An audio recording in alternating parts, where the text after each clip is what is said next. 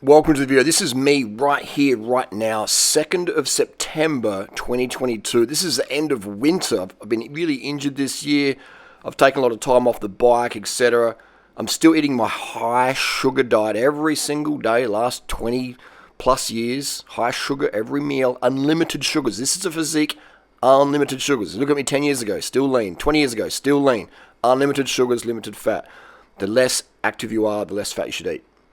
This is Remco Evenepoel, and you can see this, the sugar. He's just finished his bike race there, the stage in the Vuelta yesterday, just guzzling the sugars there. There'll be maltodextrin, there'll be fructose, there'll be glucose, sucrose, and there'll be probably 4-chain sugar molecule, sugar complex in there, just getting the sugars in.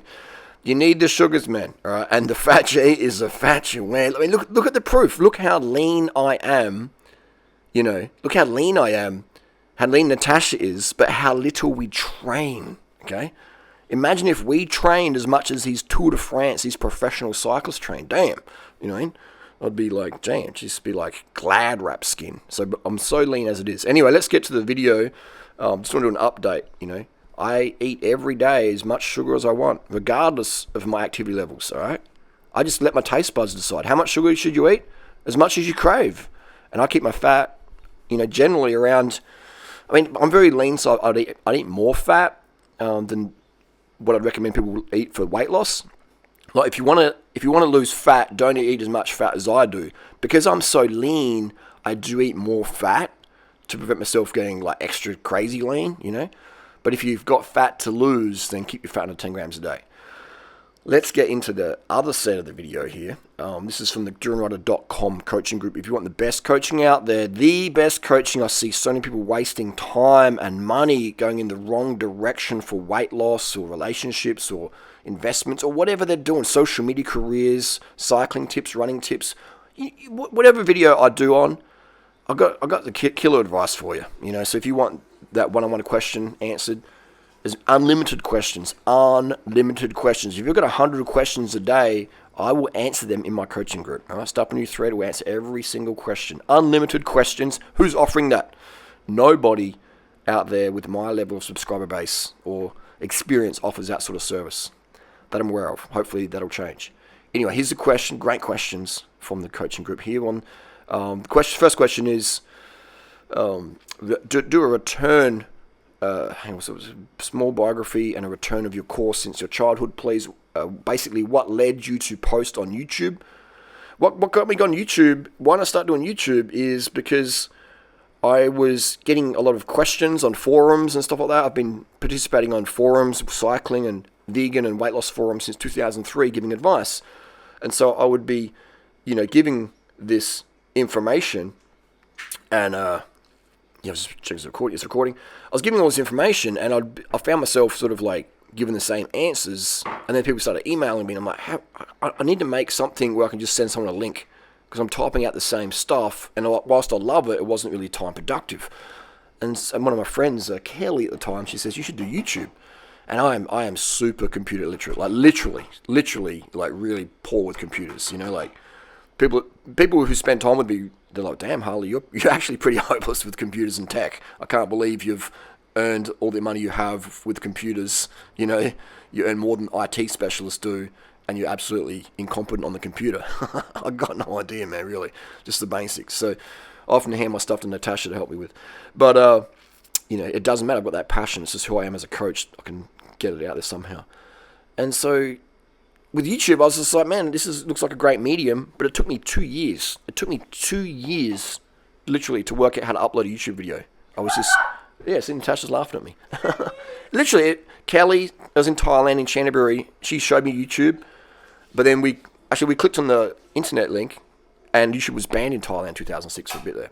And so I was thinking, this is dumb, it's banned in Thailand, like, no one's using this. That's what I literally thought when Kelly said that. But Kelly believed in me, she said, you do it, you'll be great, you just, you know, you got lick for the gab, blah, blah, blah.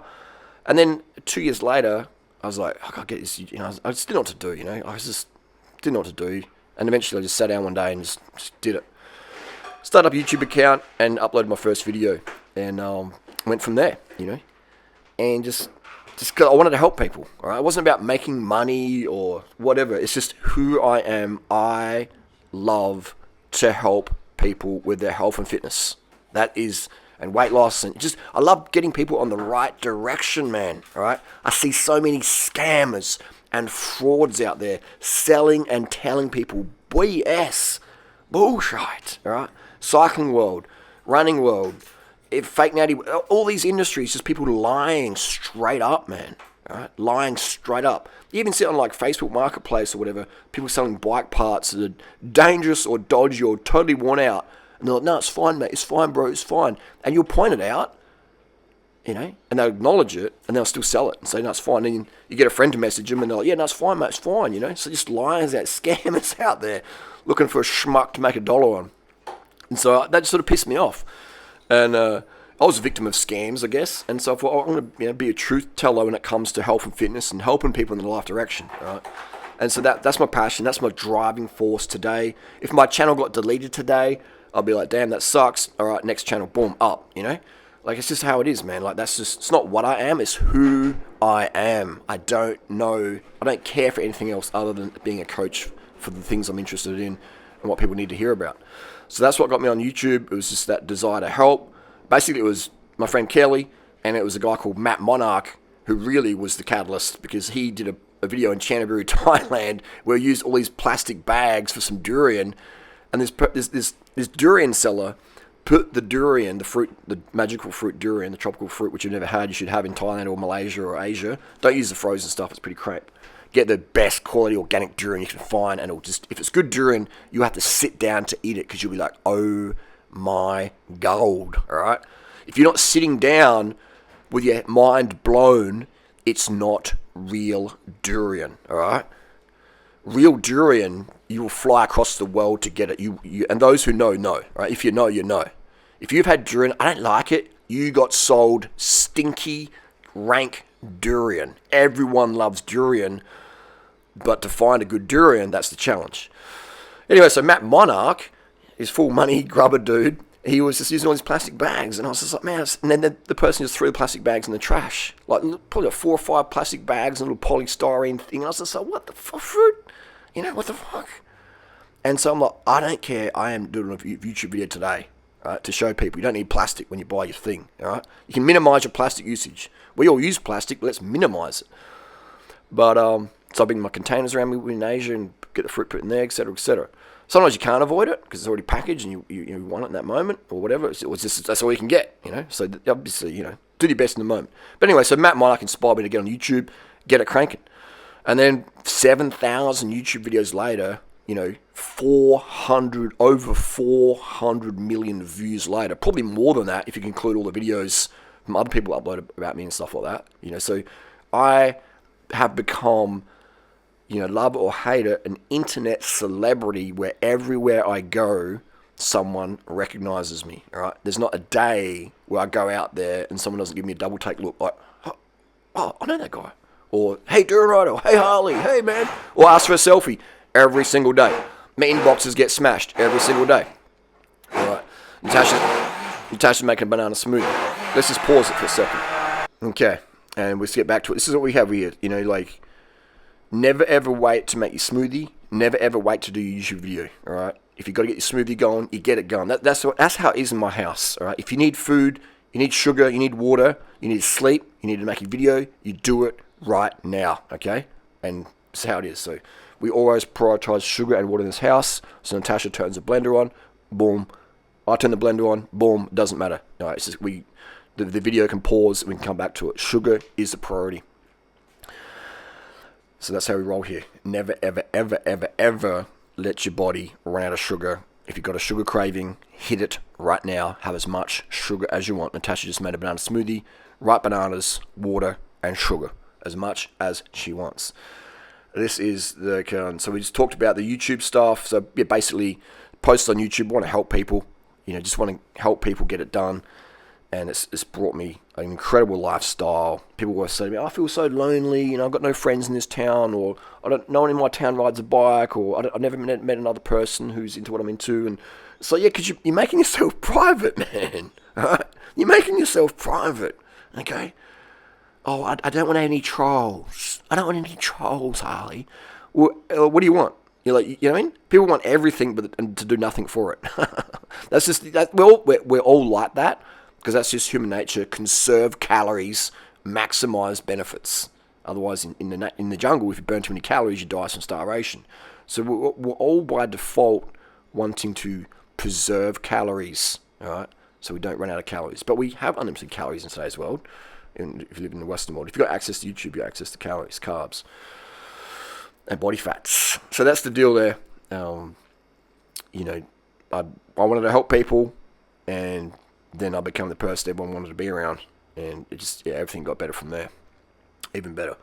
So I'd recommend if you want to meet people, get on the social media and smash it out. I have the goal. I had the goal in 2008. You know, I am going to create the vegan community massive.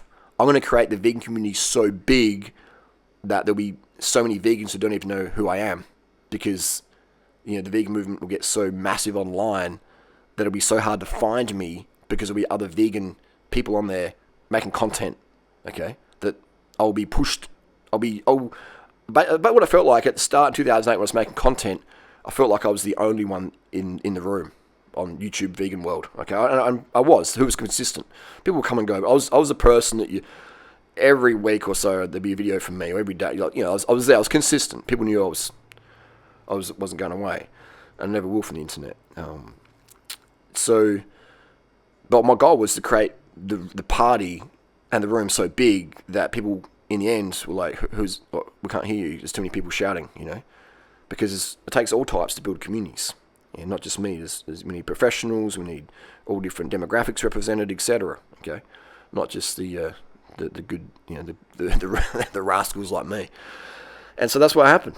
You know, and I created the vegan movement, massive, man, absolutely massive. You know, created one influencer, and then that inspires other people, and you know, created Banana Girl and all that stuff, and it just creates this like ripple effect. Okay, ripple effect, and yeah, I've got so many stories to tell, but you know, so getting on YouTube was to create community, to help people, and then eventually I worked out in 2011 that you can monetize your YouTube channel. Someone said, "Hey, why don't you monetize? You get all these views, Harley. Why don't you monetize it?" And I'm like, "Money? You can make money on YouTube, really?"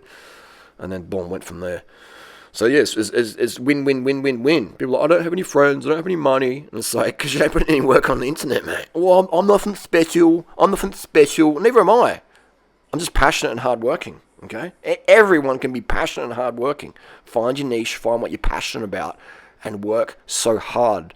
Like, I've got an injury just from using my phone and computer, like my right side of my forearm, my bicep, tricep, shoulder, and neck, my C7, little pinched nerves, you know, from using the internet so much and being in winter and stuff. There's some tropical weather. So if you're not injured from using the internet, then you're not going hard enough. You're not from like scrolling, but content creation. So yeah. What next question is, what got interested in low-fat diet? Just health performance. I wanted health performance, physical performance, sexual performance, you know, mental performance. And the more fat I ate, the worse I felt. The less fat I ate, the better I felt. You know, the body runs on sugar. It's as simple as that. People debate it and argue. Okay, cool, you can do that, but it's like gravity exists. All right. You throw an apple up in the air, it hits the ground. Like whatever, okay? The body thrives on as much sugar as it craves, and around 10 grams of fat a day for an adult. It thrives on that. Now, if you're as lean as me, and you don't get any leaner, then I eat 20, 30, 50, 60 grams of fat a day sometimes, okay? To preserve my current body fat levels, because as you saw at the start of the video, that's me every day. I've just drunk all that water this morning. I'm full. You know, I'm not like dried out, but I'm still very, very lean. My body fat is very, very low. That's me every day. There's no starving. That's not me on a cutting diet. Like all these people you see on YouTube and stuff who are as shredded as me and they're a little bit drier, they've all cut down to that weight. They've starved themselves down, taken thyroid meds, diuretics, you know, clenbuterol, whatever, and heaps of stims, and just starve themselves. And most of them lie about it, deny it. And so then that confuses you. You know, well, that perfect a high-fat diet? No, they don't. You know? Well, they're doing like 1,500 calories a day and taking clenbuterol to go and train it all off and stuff. And so, so yeah, you know, just forget everyone else out there. Seriously, forget everyone else out there. Just listen to me and Natasha. That's not a put down to anyone else out there. I'm sure there's people out there who are doing stuff, but people come and go. People come and go, That's okay. But if you want that manic, getting it done the right direction, just follow us and forget everyone else, okay? And that's not being mean rude. That's just like, if you just want to save time, all right? If you want consistent, non-contradictory information, then follow me and Natasha and just listen to everything we say and do that. And that sounds cultish and blah, blah, blah. But if you want the results we're getting, then just listen to us, forget everyone else. Simple as that, man. Just like if I'm like, I wanted to be a really good seller on Stock X. It's like a shoe thing. I've been selling shoes since 1994. It's just a little personal hobby of mine. And I'm like, who's the best Stock X seller ever? Right? And so I Googled them up and just read what they were saying. I'm like, that makes sense. It makes sense. And so I started copying them. I started modeling them. And now, bang, Not that they didn't need the money. It's just a little challenge for me. It's fun. It's fun. And people get killer deals through me. So it's just win-win. So yeah, just model us. Low fat's where it's at. Especially when you lose weight. Lose fat, body fat. Next question is, why were you homeless in 2006, 2013? Great question. Let's get into that one. And also, just quickly, I remembered I posted on my Instagram today that the guy who discovered the difference between type 1 and type 2 diabetes is Harold Hemsworth, aka Harry, and he promoted what I promote, okay? A lot of his works is also inspired my works. He would put his type 2 and type 1 patients on a sugar-based diet. Sugar candy syrup, baked potatoes, sweet fruit, white rice, no oil, no fats, no animal products, and his type 2 patients would be cured. And his type 1 diabetic patients would have to use less insulin than ever before. He would be increasing his patients' insulin sensitivity by decreasing their fat intake to around 10 grams a day or less. So yeah, that's where all my teachings are medically confirmed, right? And again, medicine these days, science, it's black, it's like it's left and right. It's like science will say, oh, blah, blah, blah, blah, blah, and then it will say, blah, blah, blah, blah, blah. It'll contradict itself. So, but no one out there is reversing type 2 diabetes as effectively as I am, because I'm using Hemsworth's protocols, okay? the guy who was so smart, he discovered the difference between type 1 and type 2 diabetes, okay? That there's a difference, eh? He's the guy who coined insulin resistance and insulin sensitivity, okay? So, yeah, that's where I'm coming from. Anyway, let's get to the homeless part.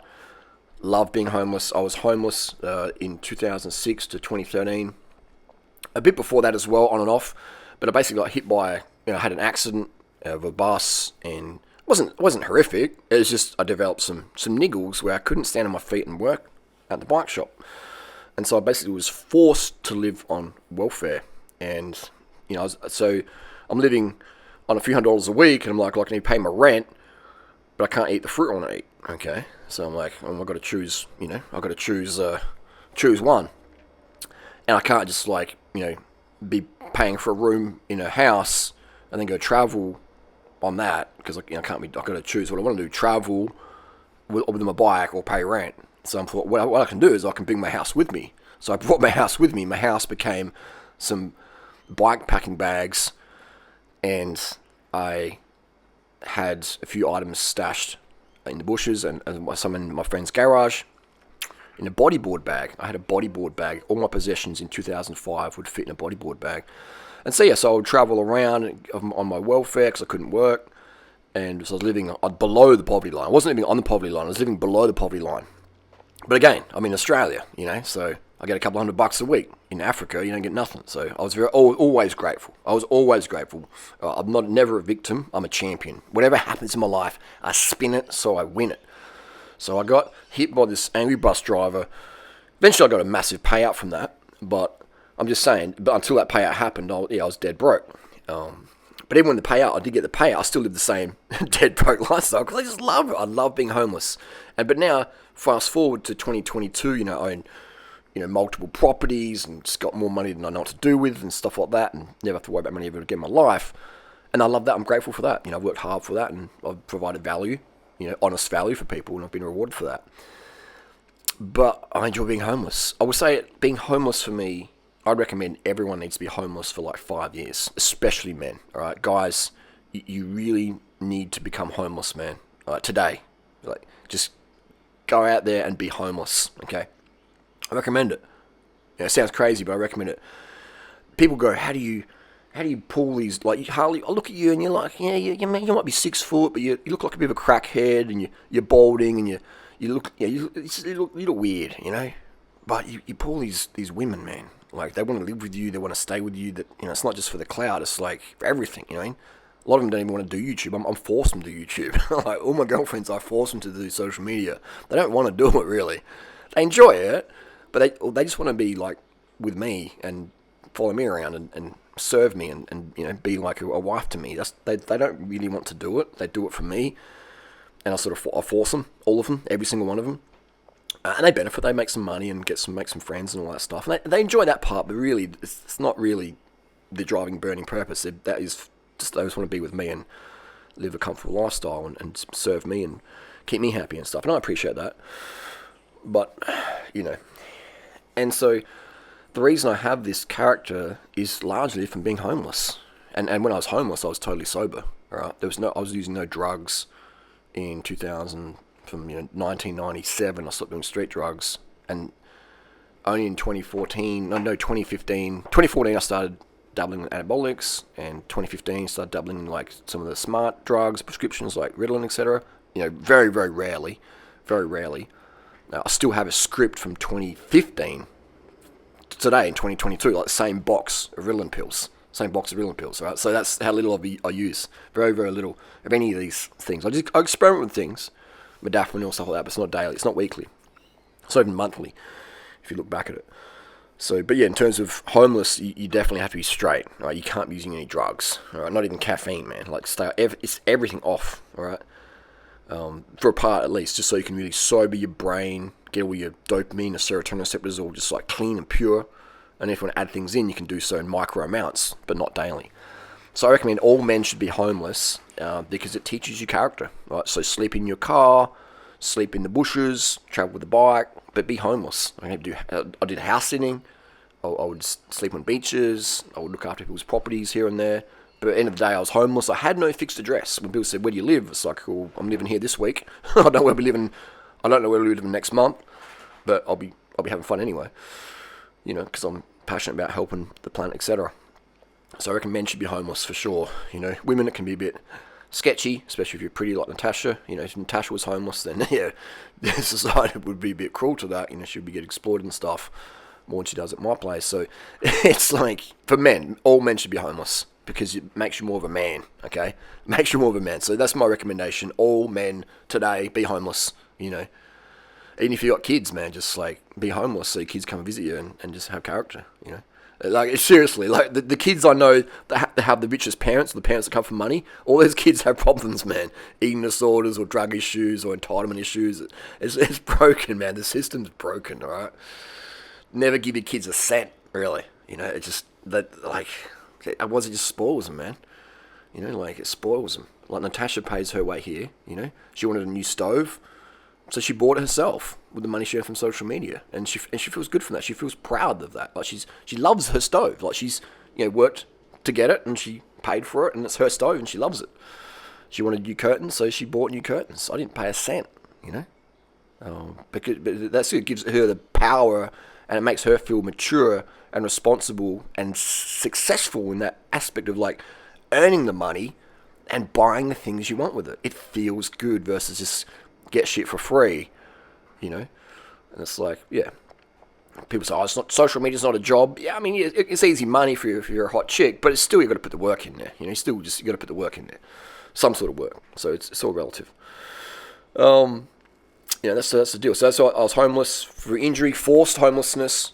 I was saying before that for me, being homeless is like sushi rice. I love it. I absolutely love sushi rice. I love being homeless. and being affluent with like multiple properties to my name and blah blah blah and having all the money and stuff. That's like basmati rice. I love that too. I love it. I love my lifestyle with Natasha and my bikes and my cats, and I love what I can do. And that's basmati, but also being homeless and single and all that stuff is like sushi rice. I'm happy with that too. So whatever happens in my life, I've set myself up that I'm good to be homeless. I'm good to be single, but also really, really enjoy my time with Natasha, and I enjoy living in a place that I own, etc. So it's, either way, my happiness isn't determined on who or what I have in my life. I just choose to be happy by default, and that happiness, infect whatever I'm doing or whoever's in my life with me, whoever's providing value to my life and being emotionally stable around me, etc. Who's always helping me out, and I help them. So that's my deal with homelessness. Next question is, do you have a son, or was I wrong? I don't have a biological son. That was Brooke Roberts. He is a guy, when he's, how old was Brooke? Maybe 13 or 14, I think he was. Back in the day, or maybe it's 2013, 2014, I would film Brooks' videos for him in the Wonder Mall. We're doing prank videos, and I'll get him to go up to talk to girls. And there's another guy, what's his name, Adrian G, and I helped him get on YouTube. He's gotten really big on YouTube as well, so as Brooke has. So these two guys, I would like film their videos for him, and especially Brooke, I'd point a chick out and say this to her, and Brooke would just go and do it. And they were fun for me to make and film, because I'm like, oh my god, he's actually going to say that. It's like he just had no shame. So it was quite funny. So yeah, so then people said, is Brooke your son? So we just went with it. Yeah, he's not my son. But yeah, he's a cool dude, and he's doing his thing, traveling around on social media and stuff. So yeah, I don't have a son. Don't have a biological son. I had a vasectomy in 2005. So I recommend all guys get a vasectomy. Even if you've got kids, get a vasectomy. What does the future hold for children today? We don't know. I'd say it's probably not the best thing ever. People are like, you make a great dad, Harley. I am a dad. People call me dad or daddy, or people look up to me as a father figure or older brother or whatever, or uncle. That's who I am, Why would I want to create more kids in the world? Like, I mean, that kid might hate its life. Just because it's come from me and lives with me doesn't mean it's going to enjoy it. It might hate it. That's cruelty. That's child cruelty, in my opinion. Not everyone wants to be born, man. Like, look around the planet. Not everyone enjoys being here, okay? So it's very grandiose to think, I'll have a kid, I'll raise a certain way, I'll give it good food and good support and make it feel loved. Yeah, great, fantastic, good on you, I appreciate that. But the kid might not want that. It might not want it, or it might enjoy that, and then someone abuses it, and doesn't know how to deal with the PTSD, and just goes into self-destruction mode, okay? What are you going to do then? What are you going to do when your kid becomes a meth addict because the priest or one of your boyfriends or whatever, or wives or whatever, abuse your kid emotionally or physically, and then the kid just collapses mentally, and nothing can snap them out of it, and now they're a meth addict, and now they're, shooting up in wherever, so it's just luck of the draw, man. It's luck of the draw. And next question is, have you ever wanted to build a family? Yeah, this is my family. This is my family. That's not a real family, Harley. That's not a real family. That's not a real family. What is a real family? What the TV tells you is? What society says? Like, most families I know are fucked up, man. Fucked up. They go to Christmas lunches and that so they can get drunk and pig out on all this fatty, greasy food. If you take away the food and alcohol and all the drugs and shit, how many people want to hang out at Christmas together? Really. Like not everyone. In the family politics. Oh, I know a person who doesn't have that's bullshit, man. I mean, 99.9% of us, we've got family, we've got problems. All right, that's just how it is, man. So that's okay. This is what it is. But build a family. I've got the family. The family is my internet. All right. Like, I have a very, very selfish outlook on life that I want to make an impact and feel good about my footsteps on the planet. I don't want to create extra burden on people out there. I think or the planet, all the animals, etc. So I try and live eco when I can, etc. Do my best. Not perfect, but always chasing excellence. I like when people call me out and say, "Hey, Harley, you're full of shit. You say this, but you do this." I'm like, "Okay, good point. Thank you for pointing that out to me." Make some action on that. But yeah, family is just like, man, like it's just society's crumbling. I mean, like I've got money. and my life is amazing, you know. But if I was homeless now as well, it would still be amazing. But if you're in between that, if you're in between, you know, if you're not homeless and you've got kids, or if you just got kids full stop, that's just, man, life's fucking tough for you, you know, and my heart goes out to parents around the world out there. It's tough, man. It's getting tougher. It gets tougher every day for kids out there. It gets tougher for parents out there. No wonder so many parents are abusing alcohol and Xanax and stuff just to cope. Not all these parents are like attached to high-fat diets just to numb themselves out. When you have a fatty meal, like it numbs you out. You just like, you know? It numbs you out. Like when you have some carbohydrate, you can sort of like, you feel a bit stoned afterwards and like chilled out. But you can still feel shit. When you have a lot of fatty foods, you just, bleh. That's what I notice. Another thing as well with like low fat, it's like, just take away all the, you know, other, just purely focus on mental, you know, cognitive decline of high fat. I can't think straight. I'm numbed on high fat. You know, I like feeling shit, man. I like being present. I hate being numbed out. You know, was it Xanax I took that time, or half a Xanax? Yeah. Okay, so I took half a Xanax. I knew someone who had a script, and so we took one of their pills, and I had a half. And I had it by accident. I thought it was another pill. I thought it was a Dexy. I had it before a running race. I thought, you know, my asthma was playing up. I'll have a little half a Dexy to open up my airways. And they looked the same, the Dexy pill and the Xanax, to me they did. And then I took it, and I was thinking, this isn't, hang on, I'm still feeling a bit of asthma here before my running race. This wasn't a Dexy. I still feel my cat fur allergy there. And I started thinking, not thinking much. I was just like, just sort of floating around a bit. I was like, holy shit, I think I took the Xanax by mistake. Anyway, I did the running race, and I couldn't push. It sucked. I was just be like, hey, what's the point? It's like, I didn't really think much at all, actually. I was just very, like, dilute. And I hated the feeling. So on the way home, I'm just like riding extra hard to try and push it through my bloodstream to get it out of me.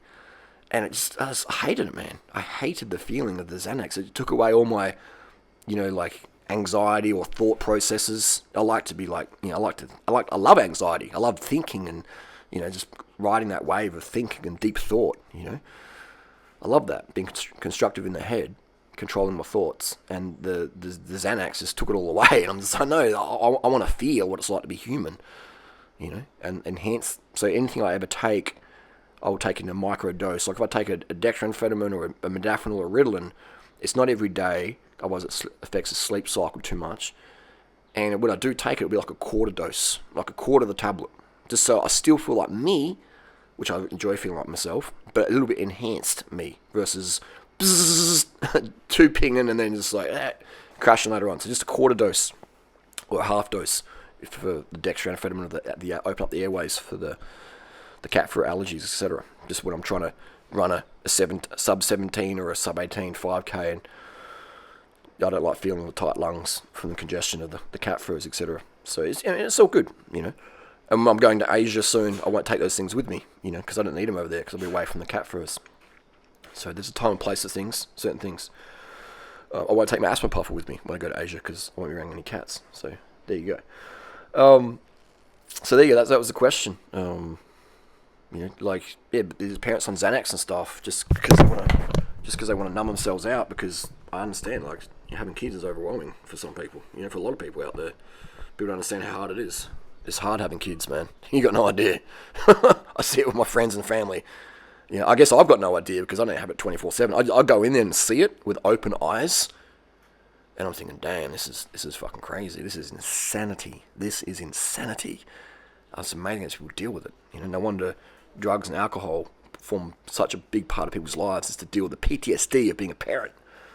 It's tough, man. It's tough. Anyway, hopefully that answers the questions. If it does, let me know in the comments sections or in the coaching group. Great questions, and I appreciate all of them. Thanks for listening.